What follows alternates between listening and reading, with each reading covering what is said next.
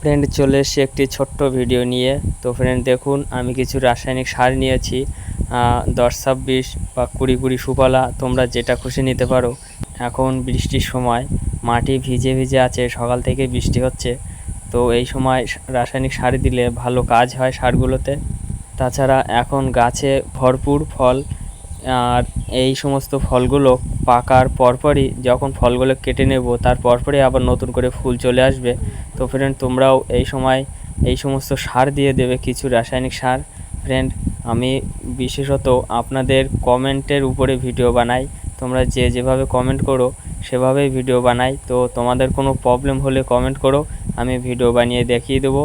আর চ্যানেলটিকে সাবস্ক্রাইব করে রাখুন, পাশে থাকুন পরবর্তী ভিডিও পেতে। চ্যানেলটিকে অবশ্যই সাবস্ক্রাইব করবেন। আপনারা কমেন্ট সাবস্ক্রাইব করলে আমাদেরও ভিডিও বানাতে ভালো লাগে। তো ফ্রেন্ড ভালো থাকবেন সবাই, ধন্যবাদ।